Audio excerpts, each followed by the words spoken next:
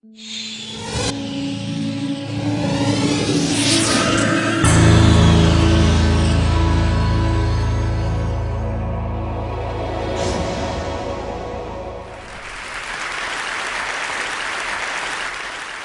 grew up interacting with the physical objects around us, and there are an enormous number of them that we every day use.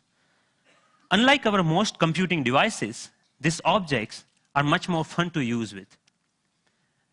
When you talk about objects, one another thing automatically comes attached to that thing, and that is gestures, how we manipulate these objects, how we use this object in everyday life.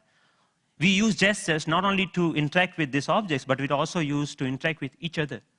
Like gesture of namaste, maybe to respect someone, or maybe in India, I don't need to teach a kid that this means 4 run in cricket. It comes as a part of our everyday learning. So I'm very interested from beginning that how can our knowledge about everyday objects and the gestures and how we use this object can be leveraged to our interaction with the digital world. Rather than using a keyboard and mouse, why can I not use my computer in the same way that I interact in the physical world? So I started this exploration around 8 years back, and it literally started with a mouse on my desk. Rather than using that for computer, I actually opened it. And most of you might be aware that in those days, the mouse used to come with a ball inside, and there are 2 rollers that actually guides the computer that where the ball is moving, and accordingly where the mouse is moving. So I was interested in these 2 rollers. And I actually wanted more, so I borrowed another mouse from a friend, never returned him, and I have now 4 rollers. What interestingly I did with these rollers is basically, I took them off from these mouses and then put in a one line. It had some strings and pulleys and some spring. And what I got is basically a gesture interface device that actually acts as a motion sensing device made out of $2. So here, whatever movement I do in my physical world is actually replicated inside the digital world just using this small device that I made around 8 years back in 2000. Because I was interested in integrating these 2 worlds, I thought of sticky notes. I thought, why can I not connect the normal interface of physical sticky note to our digital world? A message written on a sticky note with my mom on a paper can come to an SMS, or maybe a meeting reminder automatically syncs with my digital calendar. And a to-do list automatically syncs with you. But you can also search in the digital world, or maybe you can write a query saying, what is Dr. Smith's address? And this small system actually prints out. So it actually acts as a paper input-output system, just made out of paper. In one another exploration, I thought of making a pen that can draw in 3 dimensions. So I implemented this pen that can help designers and architects not only think in 3 dimensions, but they can actually draw so that it's more intuitive to use that way. Then I thought, why not making a Google map, but physical world? Rather than typing a keyword to find something, I put my objects on top of that. If I put a boarding pass, it will show me where is your flight gate. A coffee cup will show you where you can find more coffee, or where you can trace that cup. So this was some of the earlier explorations I did, because the goal was to connect these 2 worlds seamlessly. Among all these experiments, there was one thing very common. I was trying to bring a part of the physical world to the digital world. I was taking some part of the objects or anything intuitiveness of the real life and bringing them to digital world. Because the goal was to make our computing interfaces more intuitive. But then I realized that we humans actually are not interested in computing. What we are interested is in information. We want to know about things. We want to know about dynamic things going around. So I thought about last year, in the beginning of the last year, I started thinking that why can I not take this approach in reverse way? Maybe how about I take my digital world and paint the physical world with that digital information? Because pixels are actually right now confined in these rectangular devices that fits in our pocket. Why can I not remove this confine and take that to my everyday objects, everyday life, so that I don't need to learn the new language for interacting with those pixels? So in order to realize this dream, actually I thought of putting a big size projector on my head. I think that's why it's called head-mounted projector, isn't it? I took it very literally and took my bike helmet, put a little bit cut over there so that project actually fits nicely.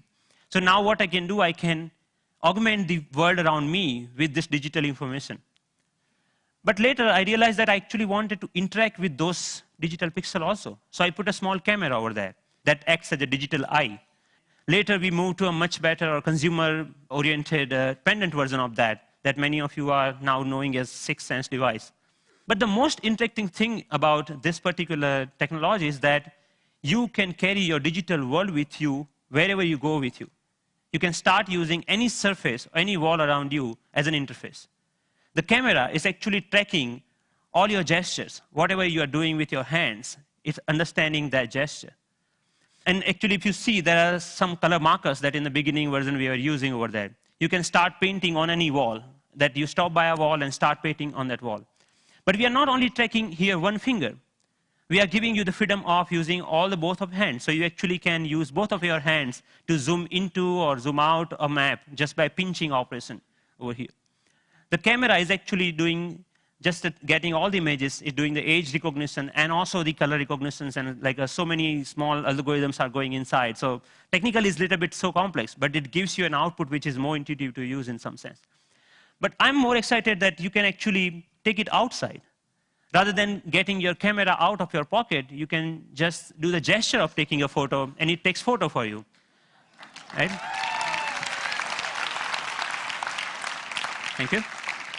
And later, I can find a wall, anywhere a wall, and start browsing these photos. Or maybe, OK, I want to modify this photo a little bit and send it as an email to a friend.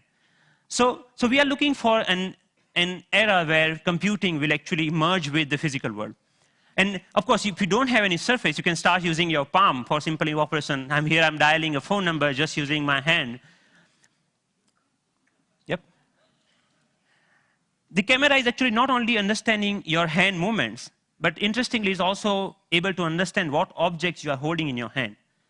What we are doing here is actually, for example, in this case, the book cover is matched with so many thousands or maybe millions of books online, and checking out which book it is. Once it has that information, it finds out more reviews about that, or maybe New York Times had a sound overview on that, so you can actually hear on a physical book as a review of a sound. Gave a famous talk at Harvard University. This was Obama's last visit last week to MIT. And in particular, I want to thank two outstanding MIT So I was seeing the live of his talk outside in just a newspaper. Your newspaper will show you live of your weather information rather than having updated you have to check your computer in order to do that, right?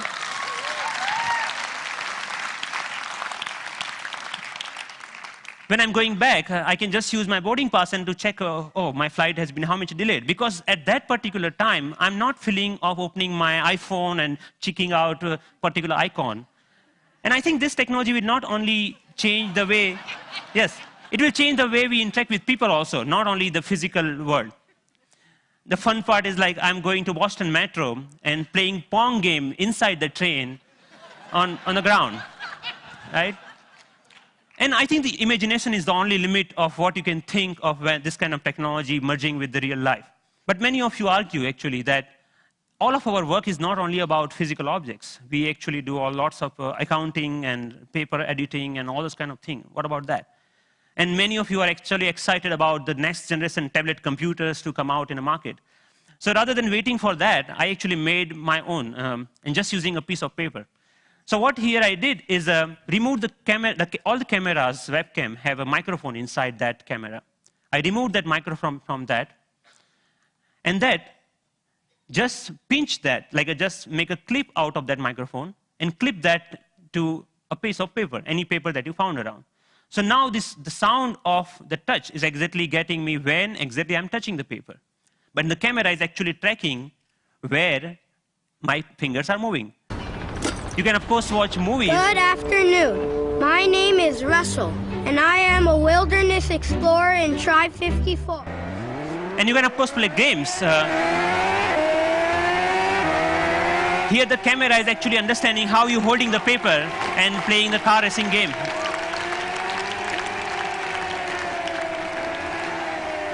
many of you already must have thought, okay, you can browse. Yeah, of course you can browse to any website. So you can do all sort of computing on a piece of paper wherever you need it. So, but more interestingly, I'm interested that how we can take that in a more dynamic way. When I come back to my desk, I can just pinch that information back to my desktop so that I can use my full-size computer. And why only computers? We can just play with papers. Like paper world is interesting to play with. So here I'm taking a part of a document and putting over here the second part of from second place, and I'm actually modifying the information that I have over there. Yeah, and then I'm saying, okay, this looks nice. Let me print it out, that thing. So I have a now printout of that thing, and now, so the workflow is more intuitive the way that we used to do before, maybe 20 years back, rather than now switching between these two worlds. So as a last thought, I think that integrating information to our everyday objects will not only help us to get rid of the digital divide, the gap between these two worlds, but will also help us in some way to stay human, to be more connected to our physical world. And it will actually help us not end up being machines sitting in front of another machines. So that's all. Thank you.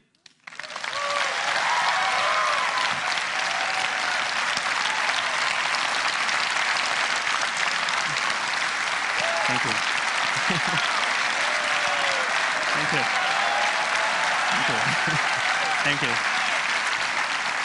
Thank you. So Pranav, first of all, I mean, you're a genius. This is incredible, really. Thanks a lot. What are you doing with this? Is there a company being planned, or is this research forever, or what? So there are lots of companies, actually sponsored companies of Media Lab, interested in taking this ahead in one or the way. Companies like mobile phone operators want to take this in a different way than the NGOs in India are thinking that why can we only have sixth sense? We should have a fifth sense for missing sense people who cannot speak. Maybe this technology can be used for them to speak out in a different way, but maybe speaker system. I mean, what are your own plans? Are you staying at MIT, or are you going to do something with this? I'm trying to make this more available to people so that anyone can develop their own sixth sense device, because the hardware is actually not that hard to manufacture or something hard to make your own. And I will provide all the open source software for them, maybe starting next month. So that open source? Wow. Yes. Wow. Yep. Are you going to come back to India with some of this at some point? Yes, of course. I mean, what are your plans? MIT, India, how are you going to split your time going forward? There is a lot of energy here, lots of learning. Like all of this work that you have ever seen is all about my learning in India. And now, even if you see, it's more about the cost effectiveness. This system costs you $300 compared to the like $20,000 of Surface tables or anything like that. Or maybe even the $2 mouse gesture system at that time was costing around like $5,000. So we actually, I showed that to, in one of the conference to President Abdul Kalam at that time. And then he said, okay, we should use this in Bhabha Atomic Research Center for some use of that. So I'm more excited about how I can bring the technology to masses rather than just staying that technology into lab or environment, something like that. Based on the people we've seen at TED, I would say you're truly one of the 2 or 3 best inventors in the world right now. And it's been an honor to have you here at TED. Thank you. Thank you so much. It was fantastic.